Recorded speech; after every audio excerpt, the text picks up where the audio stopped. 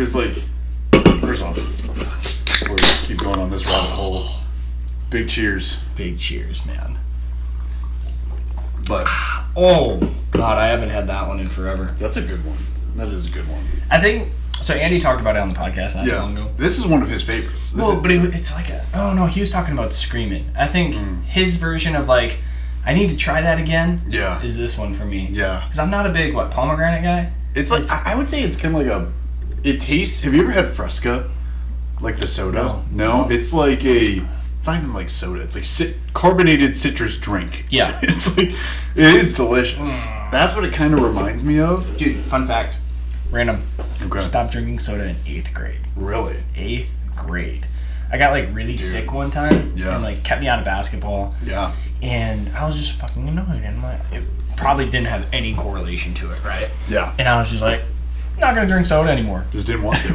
It was just like a random day. Dude. I was just like, I'm just done. How many people can say that? Like almost none. Well, I'm a big Coke Zero dude. There's a lot of people. I know Lexi does the diet root beer, I think it is. Yeah. And then Alex, who works here at HQ, she does the Diet Dr. Pepper. It's the Diet Dr. Pepper for her. Yeah. There's this girl that I used to coach back in my Legionnaire days. Yeah. She put me on briefly because I'm not a huge root beer person, but she was like, "Oh, if you take the whipped cream, like or the low calorie whipped cream, and then pour the 0 calorie root beer on top of it, it's like a root beer float. And when you're cutting, dude, you need that sweet, that little sweet tooth. Exactly. Dude, I'm telling you, like the only thing that I've missed has been root beer floats made with A&W root beer. Yeah. And when I found Formula One, Formula One here, root beer float, dude, I was like, just went crazy, clamoring for it. I still use it as much as I possibly can. Yeah. Huh. For the simple fact, in 8th grade, I stopped drinking soda. Yeah. And first off, that just shows how fucking stubborn I am. I'm not necessarily saying it's a good thing. It can be. It can be at times, and in this case, it is. But when then I was sketchy. I'm just like, man, does it really taste like root beer float? Yeah. Like it's a protein powder. Yeah. Come on. Yeah. How can you make protein taste like soda? Trust me. Technology has come a long way, ladies and gentlemen. You're telling me. Yeah. And then I'm just like, I can have this after every single workout. It's a rapid digesting protein. You're like, man, I feel way less sore when I'm drinking my root beer floats. Especially when paired with a high glycemic carbohydrate. Something called ignition. Man, wild, huh? It's like ignition's the ice cream, and it's just like, yeah, that is kind of a fun way to think of it. Yeah, I'm just like, bet, bring me on some root beer float, Formula One and ignition. Give me that post-workout stick. I love it, man. I'm not even joking. Like, then I gave it to my dad. We did the stair climb at Lambeau Field for 9/11. They have a stair climb every year. They do the exact amount of stairs and stuff like that for the World Trade Centers as like a memorial thing. And I gave it to him, blind reaction. I'm like, what does that taste like? Tastes like a root beer float. That's awesome. I didn't know they did that at Lambeau. Yeah, dude, they do it all over the place. That's really cool. Yeah, like all over. I think it started in Colorado. You can't quote me on that one though. But it's a really cool organization, and every single year they do like this little get the fire departments, a bunch of fire departments. People climb it in their clothes, their fully formed fire department clothes and stuff like that, like oxygen tanks and everything. And that's badass, dude. That's really and cool. It's all in honor of those firefighters that paid the ultimate sacrifice. And honestly, all the service departments, police, EMS, everybody that was like, I'm going into this falling down, burning building, and I know I'm not coming back out. Yeah. And so I mean, if you want to do it next year, we can go up to Lambeau. It's actually really cool. I did it once with my dad, once with my mom. I would actually love to do something like that, because then you could make it into, this is the selfish part of it too. So this is not to sound like an asshole, but it's like, then you could also be like, hey, this is football season. We can go to a Packers game now. Dude, I know. And have a blast. So you get to do like, hey, let me pay it forward. Yep. Remember some people who did, paid the ultimate sacrifice for literally just to be like, hey, this is my duty to try to save some people. Yeah. Like, I remember hearing stories about my stepdad, Frank, is a fireman. and he went up there like a couple days after it happened to clear out a lot of the wreckage and stuff like that. Yeah. And it sounded horrific. He went there? Yeah. Like from here? Yes. Damn. Bunch of people from the Kirkwood Fire Department. I mean, I know I've heard of stories, but I've never like I met Frank, so I've never met anybody that was just like, yeah, I'm going. Yeah. Okay, sorry to interrupt. No, you're good, but I mean, he was there after the fact, and it just sounds like horrific. I could only imagine the people who were going up and saving multiple people and just being like, I'm not stopping until I'm dead. Yeah. That's wild to me, but it is really cool. So. Have you ever heard the story of the man with the red bandana? Yeah, he saved... I just got goosebumps. Jesus Christ. Because he was the dude who saved like 15 people, right? Yeah, from Boston College. And he always wanted to be a firefighter. I'll link it in the description because I watched that and then the great boat lift of 9/11. And like I get to tears like every time I watch those two videos. I watch them back to back every 9/11. And I know like as I look at my Facebook memories, the one thing Facebook's good for is the memories. Personal opinion, of course. But every single year, it allows me to reshare that, and it's just so powerful and so emotional. So like hearing that he went there and like heard it firsthand, I can't even imagine. I still remember where I was, 3rd grade, Mrs. Schmidt's class. It's crazy how like that's imprinted on my mind, and I was so young. And like kids today, it's fucking history, dude. Yeah. How many people they just learn? Like, you're literally learning history. About that. I don't remember exactly where I was because I was in preschool. Yeah, you're 26, right? About to be 26. Yeah, so you're about to be 26. I'm going to be 31 in April. Yeah. So like obviously like just those few years of like the difference of me remembering exactly where I was compared to you. Yeah, which is, it's still crazy, but I just remember, the only thing I remember was my mom picking me up early. Really? It's the only thing I remember being kind of panicky. That's the only thing I remember. So I remember we got sent home from school, and like normally I'd watch cartoons after school, and like obviously that wasn't happening. And I can't remember, like, I went to Fox, I went to PBS, I went to everything, and just like, man, I just want to watch Cyber Chase. That was a great show. I know. I forgot about Cyber Chase. I know, because I wanted to watch it that day. Core memory. Came back. But core memory, goddamn right. Yeah, man. Like, but yeah, I mean, I'm down to do it this year. I missed it this last year. We did do something here at HQ, but I missed it, and... I mean, I'm down. Yeah. If you want to get a group, we can go to Lambeau. I think that'd be really cool, especially if maybe some people who are watching this podcast thought I would like to go to Lambeau with Derek and Sully. And I'm just saying. Do this. Yeah. That'd be a really cool community event. Yeah, man. It is really, really cool and humbling at the same time. And it did play into a role why I joined the military. Because I could remember it, and we were still in Afghanistan at that time, of course, in Iraq and everything like that. My sister was she went to Iraq, so, like, I'll admit, like, being able to remember that stuff and, like, seeing it firsthand, talking about it as I'm going through the grades, 4th, 5th, 6th, and having it imprinted on me, it was a big reason on why I wanted to serve, right? Yeah. And hearing the stories and seeing the things that came out of that, I don't know. Like, why shouldn't I be somebody to lay my life on the line and things like that to serve for this country? Sort of that, if not me, then who? If not now, then when? Sort of thing. Exactly. And I've met people growing up. I don't know if you did, but I know people that are like the biggest regret I ever had was not serving.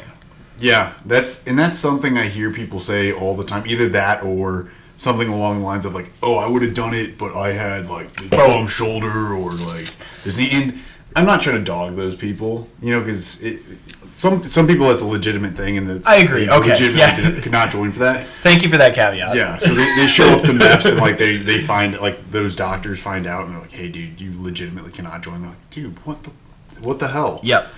But you do see that a lot where someone's like, "Oh, I'm Mr. Tough Guy, but I just couldn't do it because I had this football." I'd punch an MTI in the face. Oh my God. Military training instructor. I would just punch him if he ever yells at me. Yeah, no, I'm too tough for that. Yeah, sit down. Yeah, sit down. I saw a lot of tough guys come from a lot of bad situations, and they just about cried when their MTI threw their fucking clothes in their face because we just spent 3 hours trying to fold these things. Yeah. And we need attention to detail. And then they're just like, this sucks, and they throw it. And then you do bed drills for an hour, and then that hour turns into a half a day. And trust me, you're almost in tears because you have to make a new bed. Yeah, and that's the thing too. Doesn't matter how tough you are. You can be, to me that screams that you're not tough. Dude. That you're like, oh, I'd punch this guy in the face. Dude, how unmasculine of a man are you, or woman? Yeah, how much discipline are you actually lacking? Yeah. To be able to acknowledge this person is the authority and they are trying to make me into a lethal individual to try to serve a greater purpose of why I joined. Yeah. That is so maddening to me that you can't just take a second and be like, okay, this is the situation. Yep.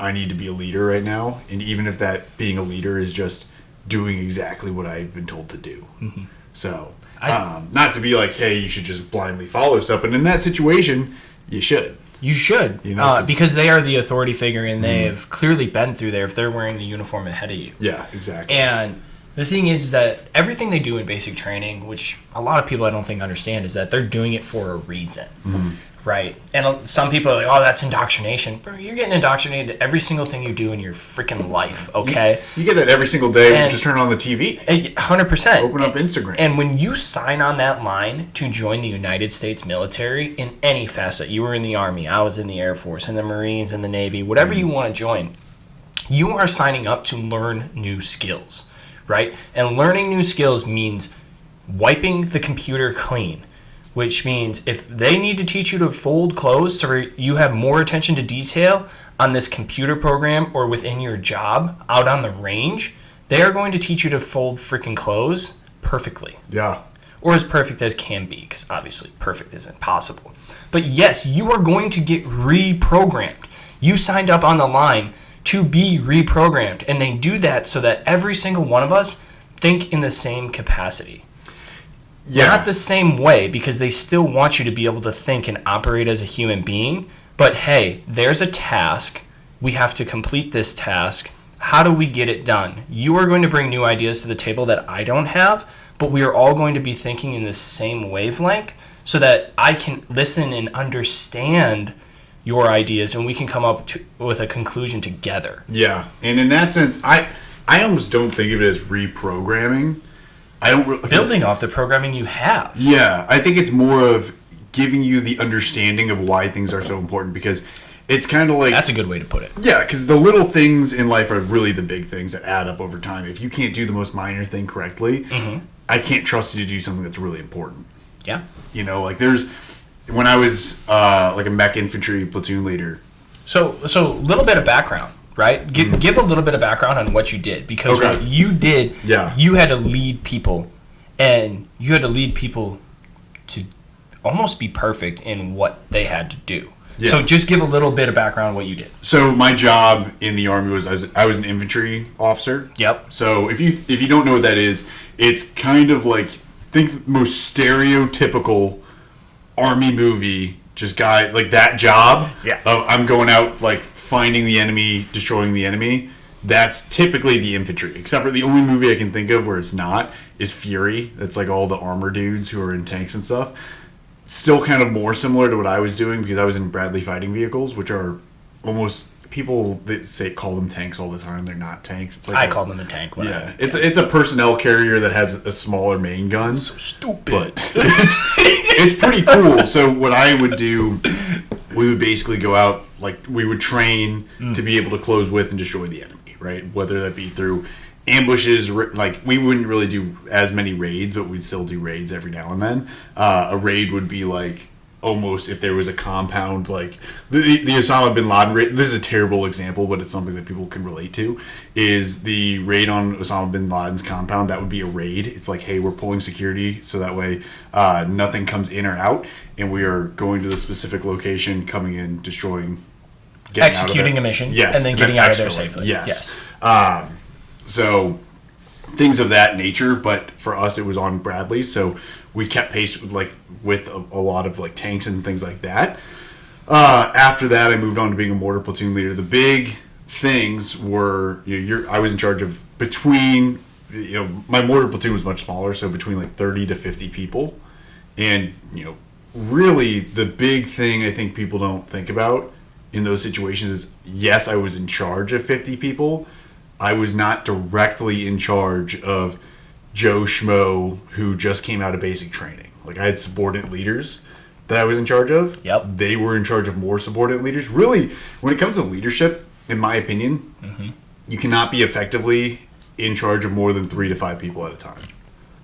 And the reason I say that is, after that, like, trying to directly lead one individual, like, now you're trying to micromanage, you're maybe not able to give certain people as much attention as you should.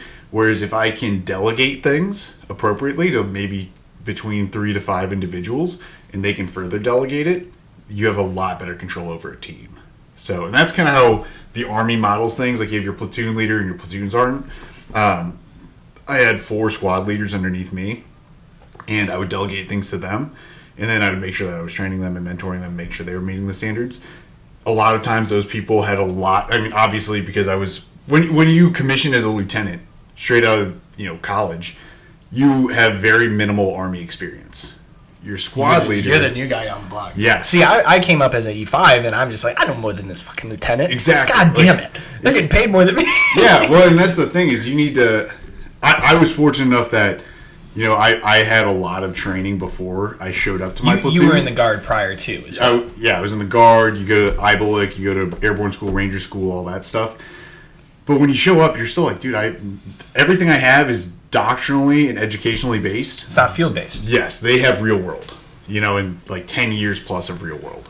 So being able to also like mentor them, but also and teach them more skills, but then also listening to them and learning more skills from them is really important. Not stepping on their toes, because you need to acknowledge. Now, sometimes you do. You'll have like occasionally some like really shitty leaders that fall below you, and you're like, dude, I cannot do anything about this because you're the one dude that they're giving me, and that sucks. And I had that as a leadership challenge as well. And that's where you take a little bit more of a hands-on approach. So you know that those 5 people that he is supposed to be talking to, you're going to have to spend more time with.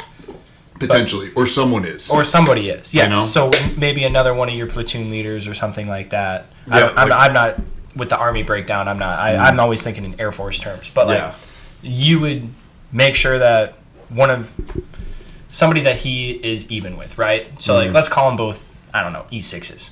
Okay. Yeah. Right? Yeah. Like, you would make sure another E6 is spending a little extra time with those troops, or no? I think what I would do... Because who picks up the slack? Yeah, and that's where it's tough. Especially in the Army. Yeah. So the way that my platoon sergeant and I ran things were I would mentor all of our squad leaders. Yes. Now, beneath your squad leader, you have a team leader. So you have every squad leader has 2 team leaders that they're directly in charge of. Our platoon sergeant would be like really take a hands-on approach of mentoring those guys.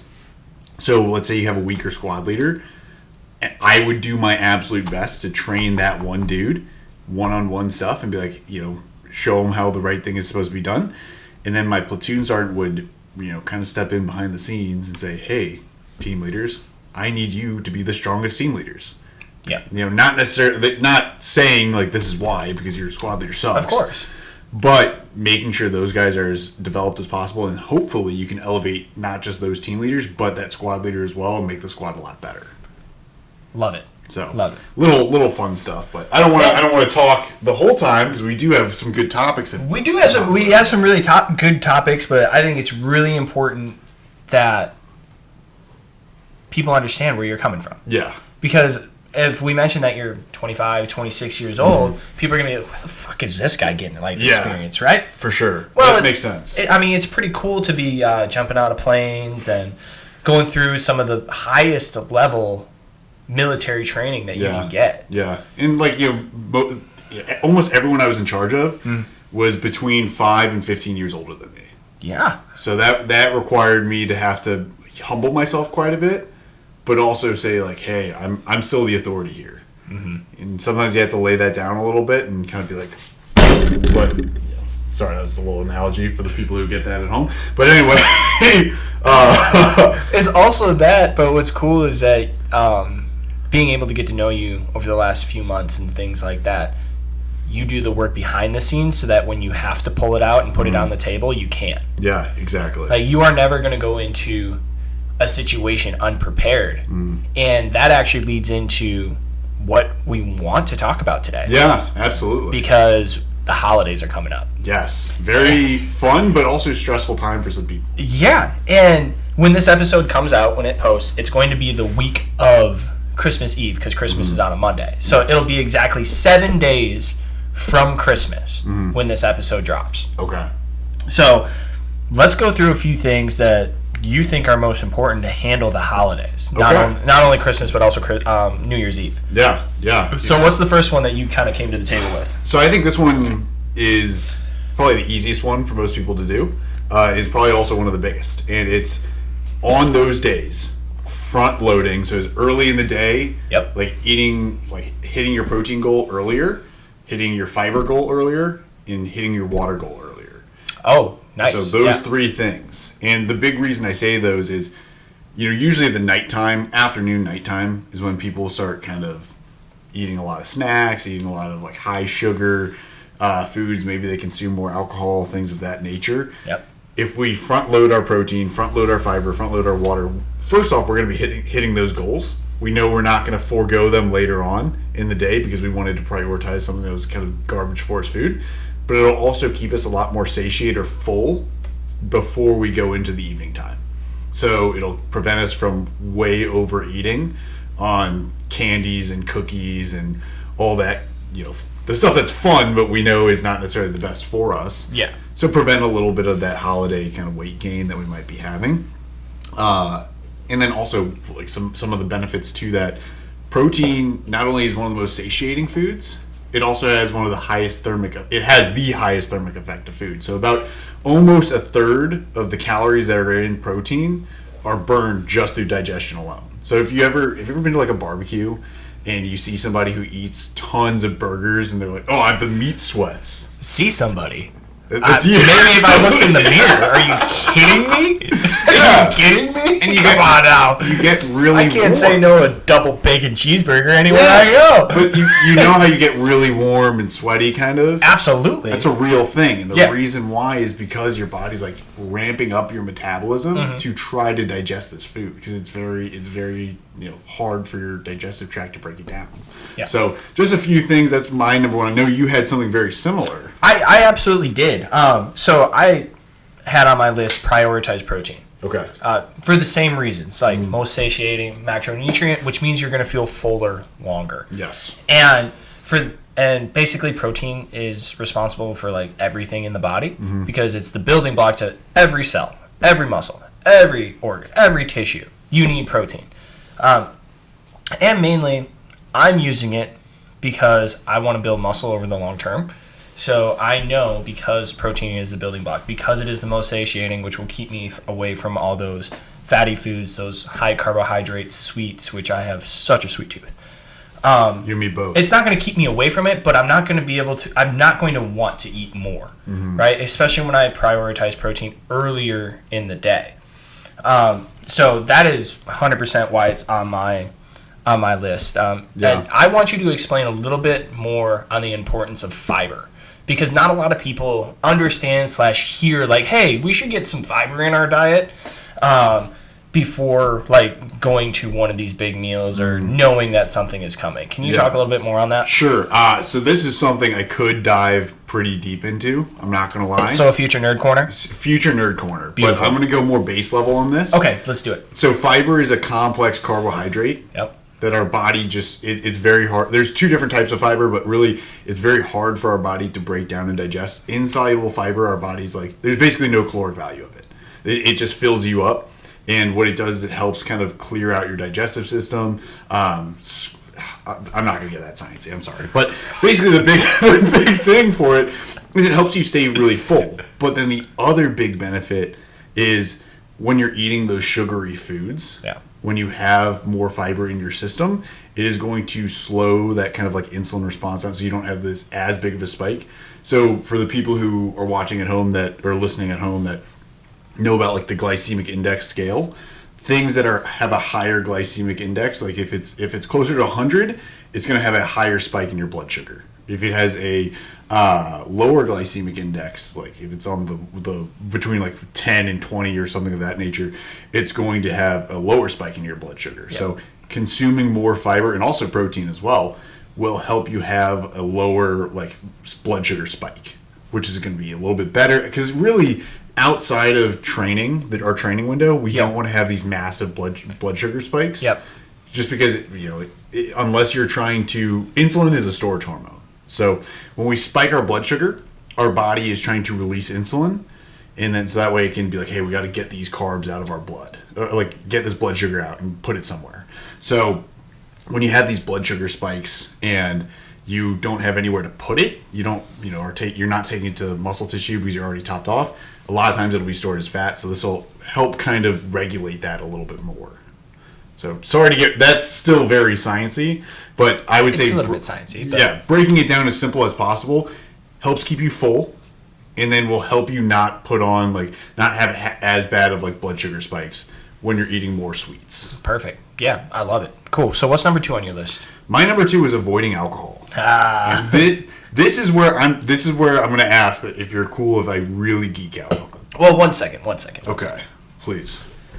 I want to make it very, very clear to everybody that alcohol is a legal poison. Yes. All right. So I stopped drinking alcohol on my 21st birthday, believe it or not. Dude, really? Dude, it was another one of those. We talked about soda. Yeah. It was another one of those to where I was just like, I am done. Yeah, dude. Yeah. So, dude, did you just damn near black out? No. No, I went out to Hooters with my friend. I love that. and I was just I had a Red Bull vodka, and it was expensive as hell because it's a Hooters. Yeah. And I was literally like, this does me no good. Yeah. At all. No. And I get it's a social lubricant. Mm-hmm. Okay, I understand that, and I am an awkward son of a gun sometimes. Yeah. Mainly because I'd rather just be at home. Yeah. With my cat. Relaxing. Fair. Right? I like peace and quiet. But so I completely get that side of it. It's a social lubricant. But it is literally something that if you can drink too much, or if you do drink too much, it will kill you. Yeah. And absolutely. Not to mention it's one of the most addicting things on the face of this planet. So I just want to get that out there that it is a poison. And I think that kind of plays into why you want to explain how you want to explain this. Yes. And before, I'm going to give my little disclaimer here of that I am not a medical professional. So I just want to make sure people understand that, but I have done a lot of research into this. Yes. Learned about this a lot in human physiology and all that fun stuff, and I think it's a really fascinating topic. Yeah. I do drink alcohol. My Instagram bio used to say, I treat my body like a temple. I put a lot of beer in temples. I just kind of thought it was funny. I don't drink that often. It's usually maybe once a month, kind of socially. So you were in the Army, right? How'd you know? So he's not a medical professional, but he does have a little bit of experience, not only with it, but also dealing with it. Yes. And the repercussions. And that's what you're going to nerd out on. Oh, yeah. So let's just talk about some basics of why alcohol is harmful outside of it can shut your brain off and make you go to sleep for permanently. Permanap? The permanap. Yeah, let's avoid that. Or people wanting to get behind a fucking moving car or any vehicle and put everybody else in danger. Yeah, yeah. We can get angry about that. Don't do that. Don't do that. Okay, go. So, avoiding alcohol. Really, some big reasons why I would say to avoid alcohol. It inhibits our deep and REM sleep. So, deep and REM sleep, that is our recovery sleep. A lot of people will say, oh man, I drank a couple beers last night and I slept great. You probably woke up not feeling as great, though, as you would have. And it's not necessarily just because of the hangover. It's also because that sleep you had was more sedative. It'd be almost like if you just took a bunch of NyQuil or something of that nature. Yep. Because those are the sedative sleeps that don't promote, REM or deep sleep, which is where our body's actually recovering. It's just kind of putting us in almost like a time travel mode to morning time instead of actually helping our body heal. Yeah. So your body is also working. Because it has to get that poison out of the system. Yes. So instead of being able to recover and spending the time to recover the muscles, tissues, bones, and everything that it needs to, it's actively trying to get that poison out. Yes. So therefore, it doesn't shut down properly. Yes. And help you in that REM sleep. Well, and beyond that, kind of going to what you're saying, it shuts down a lot of the processes that we need to, basically feel our best. So our body can't focus. Let's say you have a weight loss goal. Our body cannot focus on trying to lose weight, at least not nearly as effectively. Like if you're in a severe caloric deficit, you're going to be in a caloric deficit no matter what, right? And you're going to be able to burn it. But when you are in, you consume a bunch of alcohol, you start promoting, like the enzymes that your body produces to break down that alcohol actually promote fat storage synthesis. Or fat cell synthesis. So what that means, it's similar to like muscle protein synthesis. That's like, hey, we're trying to build muscle tissue. But it's now thinking about fat tissue. So it's almost like trying to grow fat cells instead of trying to grow muscle, which we don't want. No, we don't want that. We don't want to be promoting fat storage. So that's one of the reasons why alcohol is very harmful for our fitness goals. But then it also inhibits simultaneously muscle protein synthesis. Jeez. So and I've seen studies that show like it inhibits it up to 48 hours after consuming just two drinks of alcohol. Just two? Just two. So holy Christ. We're thinking of something that can be pretty detrimental to our fitness goals. Yep. Alcohol can definitely do that. So another thing, that this is me putting on my lab coat here, going into nerd corner. Okay. Alcohol is what's called an ADH inhibitor. So that's antidiuretic hormone. So when we think about, when people say like, oh, I don't want to break the seal. Yeah. I don't want to break the seal because I'm going to pee everywhere. And I'm going to pee all night. All night I'm going to be peeing. And I mean, there's some truth to that for. When you're taking in liquid. Yeah, because you're drinking a lot of. If I was drinking 12 cans of, water. Yeah. I'm going to have to pee a lot. But the reason why alcohol really makes you have to go to the bathroom a ton is because it inhibits this production of ADH. So what ADH does is it's a vasoconstrictor that limits the amount of filtrate that runs through the kidneys. Filtrate's just a fancy word for saying urine, essentially, right? So it's urine that has not been peed out yet. It's not in your bladder yet. So I'm sorry, I just thought of dodgeball. Yeah, sorry. Is it necessary for me to drink my own urine? No. But stair, what I like the taste. Okay, sorry. It just popped into my. Go ahead. But when we do that and we're drinking alcohol and it inhibits this, now we have this vasodilation in our kidneys that allows more filtrate to pour through. And as a result, we're losing a lot more electrolytes. We're losing a lot more of our like water soluble vitamins. It's just not. It's almost like putting our kidneys to sleep. Oh wow! Yeah. So we don't necessarily want that. Some things we can do, because I'm probably going to drink on the holiday, like at least on Christmas Eve and New Year's Eve. You had a beer at Thanksgiving. Yeah, exactly. It's all right. It's like I like to enjoy my life, and like taking that time and saying, hey, this is my fun time every now and then. Is still a good thing. But some things we can try to do to limit the negative effects of alcohol are, I would say, doubling down on our micronutrients during that day and the following day. Because like I said, we are increasing the amount of urine we're putting out, losing a lot of water-soluble vitamins, and that's not something that's very good. So I know, like, you take Microfactor, right? I do.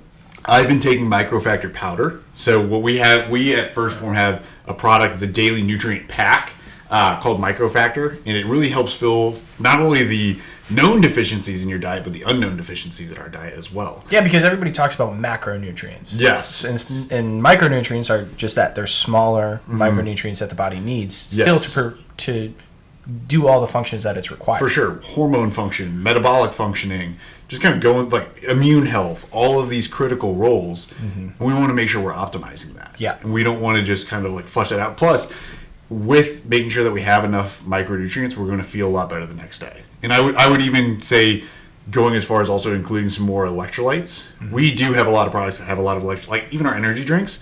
This is actually something that would be very beneficial the following day because you have electrolytes and some B vitamins in there, which are magnesium, potassium, also like from electrolyte standpoint.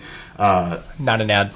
Not an ad. Anyway, but things like that are really going to help you with making sure that you're going to be feeling better the next day. You can also take a B complex. So B vitamins are these energy forming vitamins that really help with breaking down nutrients so that way we can actually use them appropriately. taking that the day that you are drinking alcohol is going to help a lot with not feeling as hungover the next day. So we can also take things for our liver like milk thistle, turmeric, dandelion root, and that's, once again, not an ad, but are all ingredients in our liver detox. So in case you guys were curious, which is something that I usually take if I go out and I drink or something, even if it's very minimally, it's just very helpful. So those are some of the big reasons I would say to avoid alcohol. And then we can go into later about my next one with going more about sleep. But I wanted to hear your thoughts on that first. No, I mean, so I'm going to bow down to you, honestly, because I like I said, I don't have too much experience with alcohol. Right? I drank, I think I've been drunk a grand total of 5, maybe 6 times in my entire life. Man. And that's drunk. Like, sure, I've had like a sip here or a sip there, but that's it. Yeah. And they were all controlled at my house. I used to live in the country. Yeah. And so we all made sure that we were smart, respectful, not driving, and waking up the next day. It's a poison, so it's toxin, so you don't feel that well, right? Yeah. So let's talk about getting back on track. Okay.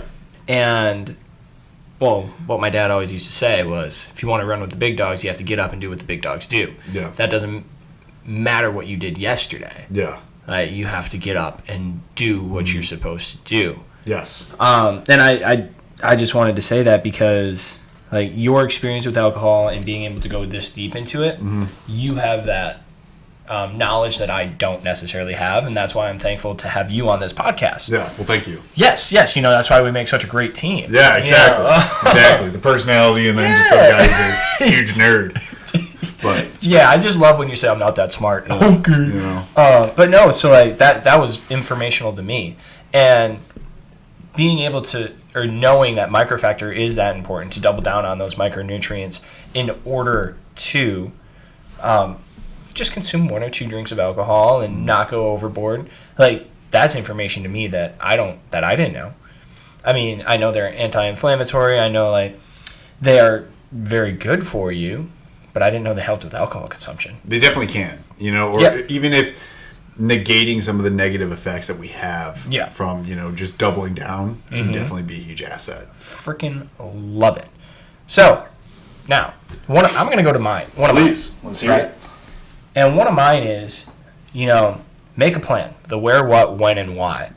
And then the meals, movement, location. That's what I have written down here. And let me explain. This is somebody's quote. I can't remember who said it. If you fail to plan to fail. Love it. So, the reason I wrote this one down is because we know the holidays are coming up. And we can either wing it, which, trust me, been there, or we can figure out how to make this most beneficial to us while still enjoying our lives, as you mentioned.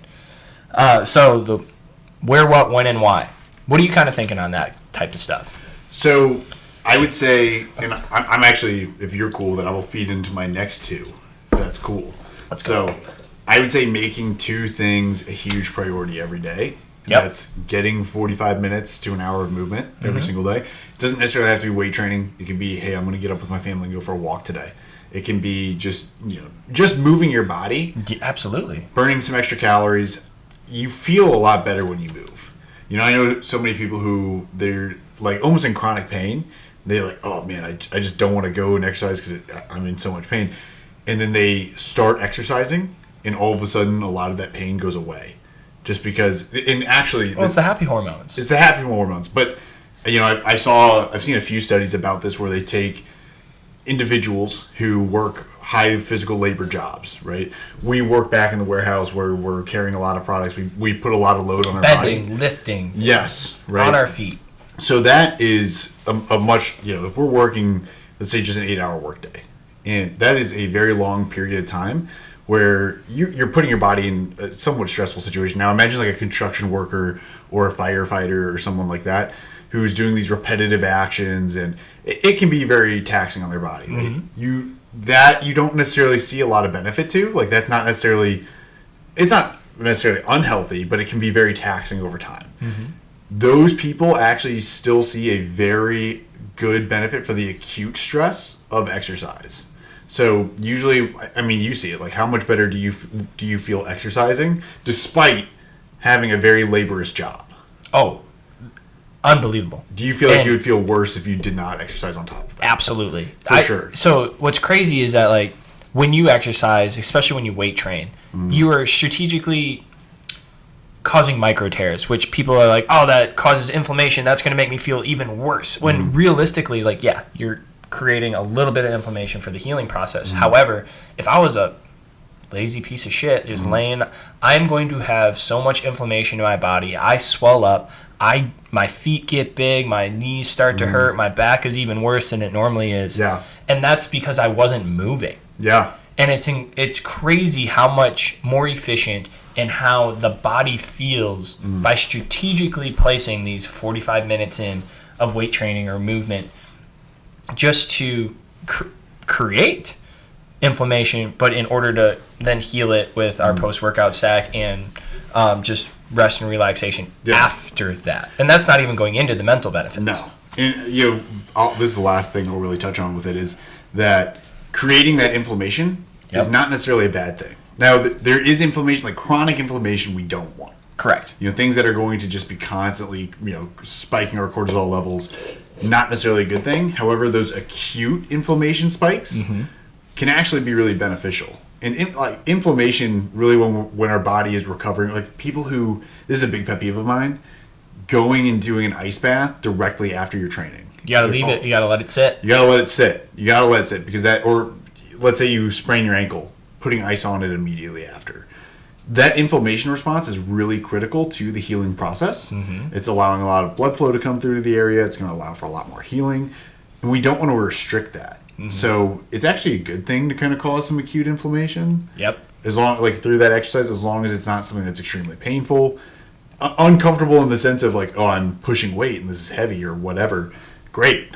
But not causing physical pain. So that's my first part. And then also prioritizing 7 to 9 hours of quality sleep. Dude, I'm so bad at this. This is a challenge. This is a challenge for me in my normal day. You're telling me to do this on vacation? Yes. Okay. Tell me more. So when we're thinking about sleep, first off, sleep is the most anti-inflammatory activity we can do.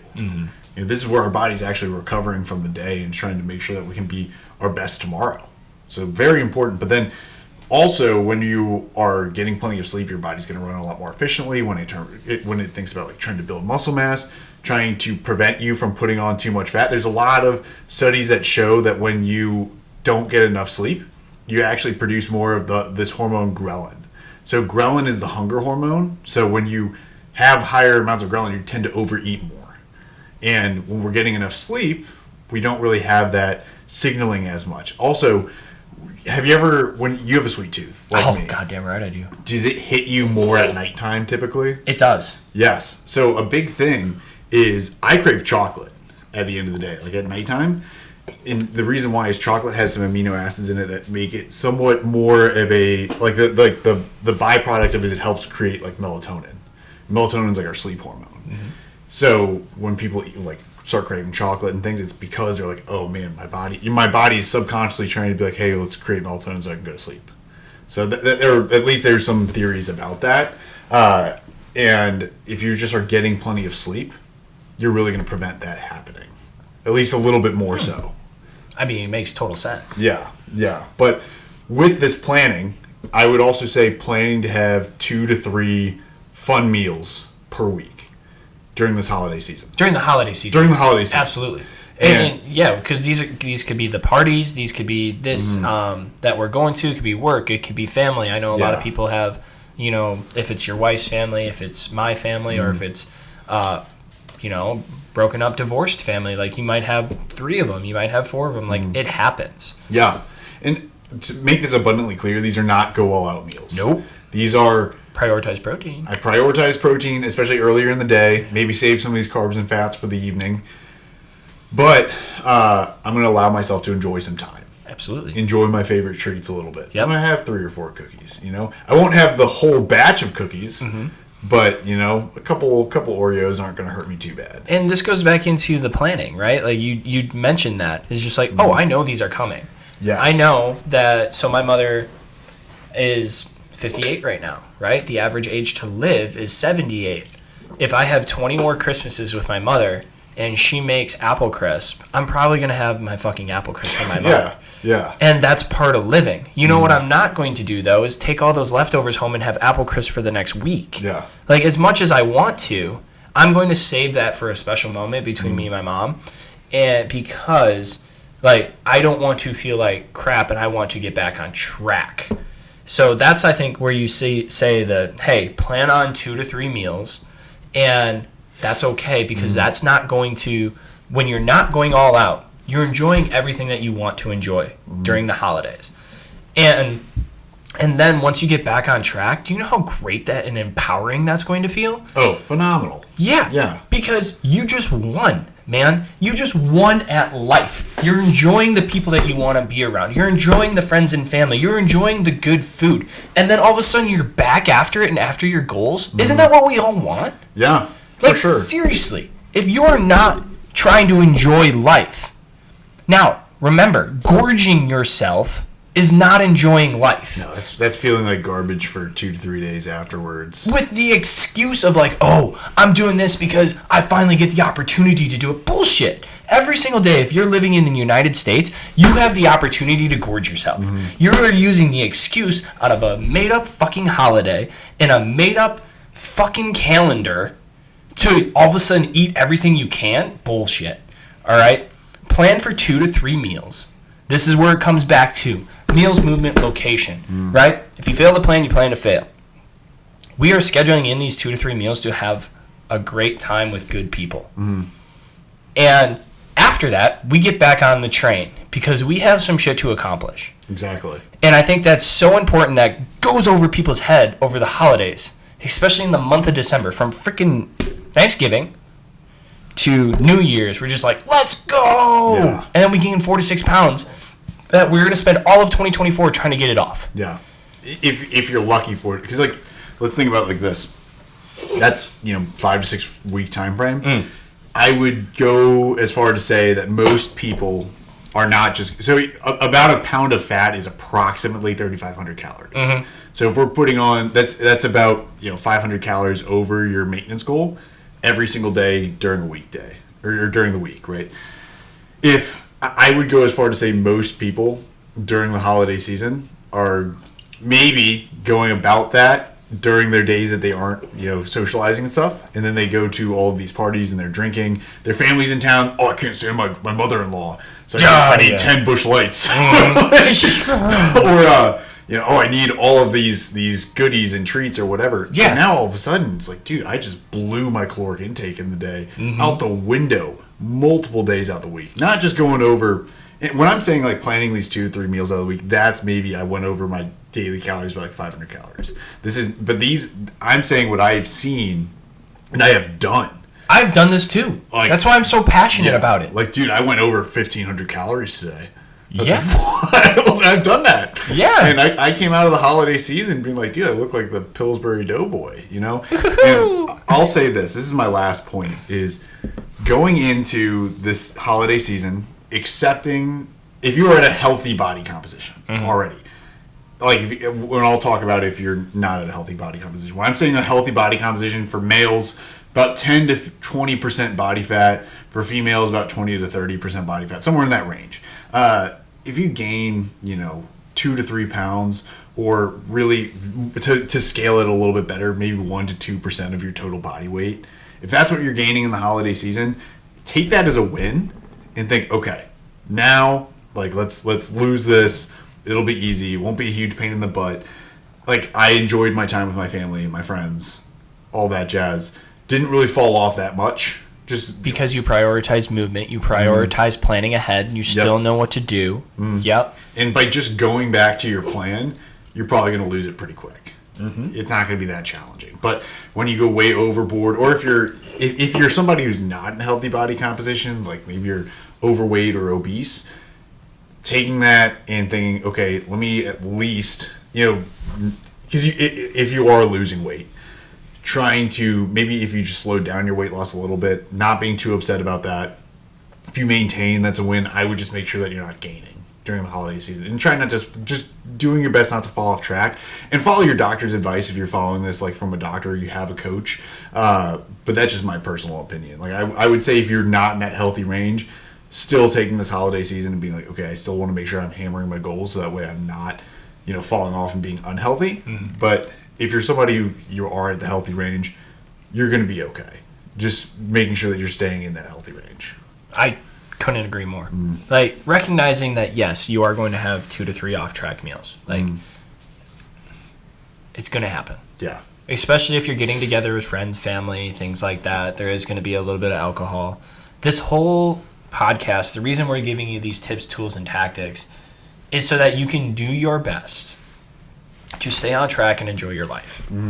Because life is meant to be lived, but it's not meant to be, I'm going to sit on the wayside and watch it go by. Yes. And when you gorge yourself or you have too much alcohol or, you do all this stuff that is kind of anti, quote-unquote, good living, then you are going to watch it go by. You're not going to feel good. You're not going to be able to operate. And then all of a sudden you're going into 2024 without any momentum. Yeah. And that momentum's really hard to start back up. Yeah. And then not only that, you're starting it back up when everyone else is trying to get that momentum. And you see people, you show up to the gym, you're like, dude, it's crowded. And it's like all this stuff, it's more expensive to join the gym at this point. Or whatever. And I'm not saying that to discourage people. No. I'm saying that to say, hey, let's start today. And when you're 3 weeks in, 4 weeks in, compared to those new people, like, you already have a jump start.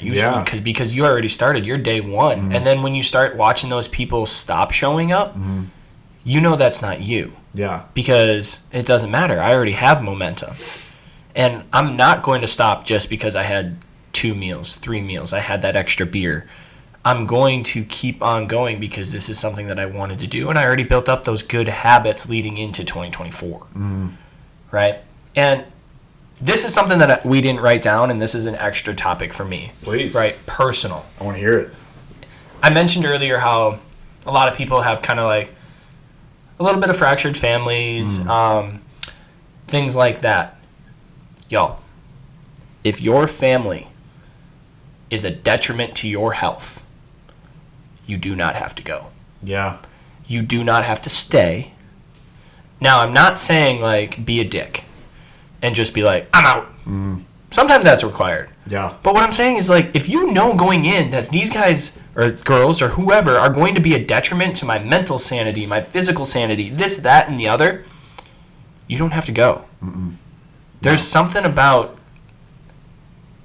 creating your own story, creating your own happiness, having a Friendsgiving, having a friend's Christmas. In the military, we did that all the time. All the time. Because it's expensive to go home. Yeah, especially during the holidays. And you know what I always had during the holidays when I was in the military? A great fucking time. Yeah. Because we didn't go overboard. Most of us had the same goals. And most of us were just out of there because we freaking liked each other. So let me ask you, what do you think people should, let's say you're in a situation where whoever, like maybe you don't get along with certain members of your family that's going to be at this event. Maybe you have other members of your family that are going to try to kind of make you feel like crap for not wanting to drink alcohol, not wanting to eat. What kind of perspective would you adopt? What would you do personally? Well, first off, you do have to be resilient. Yes. I'm not saying you can avoid every single place where people are going to annoy you / not be in your corner, because people tend to tear down people on a physical transformation journey. They want you to come back down to where they are. Yeah, it's almost like they don't want to see tall poppy syndrome. Yeah, like if anybody doesn't know, I actually got this from like New Zealand and Australia. They have something called tall poppy syndrome. Is that when one poppy sticks out of the ground a little bit higher, they cut it off. Ooh. And because they want you to be even with everybody else, right? And you could call it crabs in a bucket. I know Dr. Jordan Peterson covered that in his book, 12 Rules for Life. Yeah. But like as soon as one starts crawling out of the bucket, everybody starts to grab them and bring them back down. So I'm not like, that's just kind of human nature. That's what they do, especially if people aren't happy with their lives. Now, you can still go to the event, do your best to stay away from them, make it known that like, hey, we can be cordial with each other, but you don't have to talk to them. Get out of conversations. Warn your significant other, like, hey, if you see me and such together, can you help me out a little bit? Warn your mom, warn your people. Like, talk to people that you do enjoy at that location. Be like, hey, we're not good for each other. Yeah. We are going to make this place a living hell if you allow us to stay together and we get ramped up. Yeah. So, hey, how about we do this, and this to avoid that situation? And you know what? Even if you're on completely different sides of the political spectrum, if you're on completely different sides of the physical fitness spectrum, if you're on completely different sides of any spectrum on Earth, guess what? I bet you, as human beings, you have more in common with each other that are good than you do that is bad. Yeah. Make those conversations about that. Yeah. You can still get along with somebody that you don't necessarily like because I guarantee you have something in common. Talk about that. Even if that you can't find something, guess what? One of the things you probably have in common, you probably both don't like each other that much. Exactly. So maybe you don't even have to talk to them at all. Yeah, you can avoid them at like, and I get it. Like sometimes that makes life a little bit more difficult. Make life a little bit more difficult. Yeah. Preserve your mental sanity. I'm a big fan of, because I have some family that I don't get along with. I have some family that I just don't talk to, and it's not that I don't love those people; it's that I'm loving them from afar. Yes. And that's yes. That's what's really important for me. That's a boundary I've set. Now, don't get me wrong. Like those are people that, if they really needed me, I'm going to be there because they're still my family. Yeah. We've had our disagreements and whatnot, but I'm not going to go out of my way to really cater to them and say like, hey, I'm going to dive bomb on my goals for you, and to make, because what people don't like is when you are winning. When you're doing something, you're going the extra mile, it's almost like you're holding a mirror up to them that says, like... amplifying what they're not good at. Exactly. And it's stuff that they know they could be doing, but they just aren't. They're choosing not to. And they want to drag you back down to their level. And that's why a lot of times...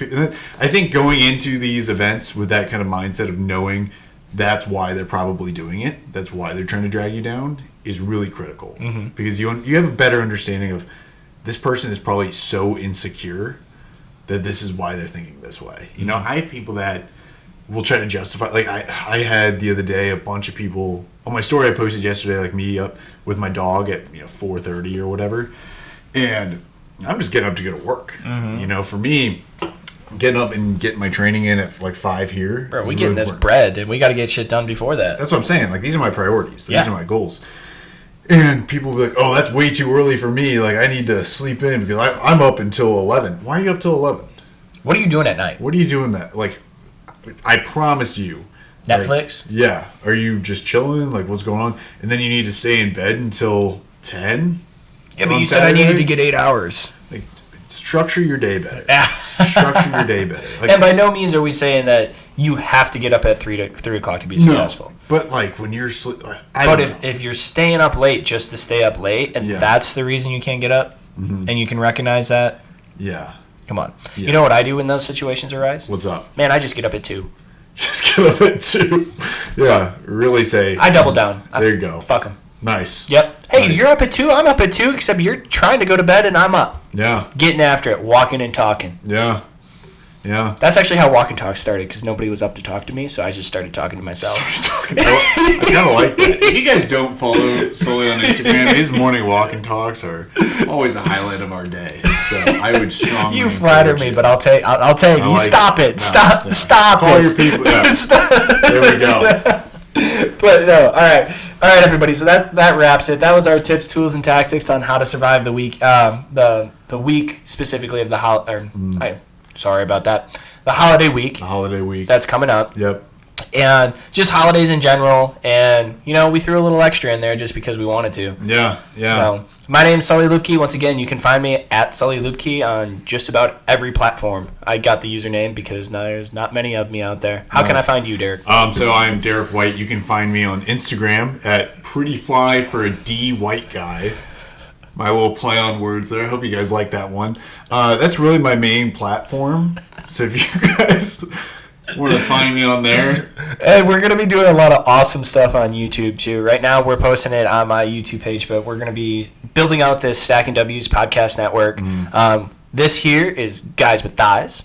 We also have Family Matters, which Derek happened to be the first person to be on Family Matters, so that was absolutely awesome. It was an honor. And we're going to have Nerd Corner pretty soon because, as you can tell, he likes nerding out, especially Love on nerding out. We did alcohol today, but we got fiber coming up. We got training programming coming up. That one I'm really excited for. Dude, me too. Especially because you're a big son bitch and you know how to train people. A little bit. I used to be a fat kid. Oh, well, good work. Thank you. You must know what you're doing. Yeah, a little bit. Damn I'm right. a fitness professional.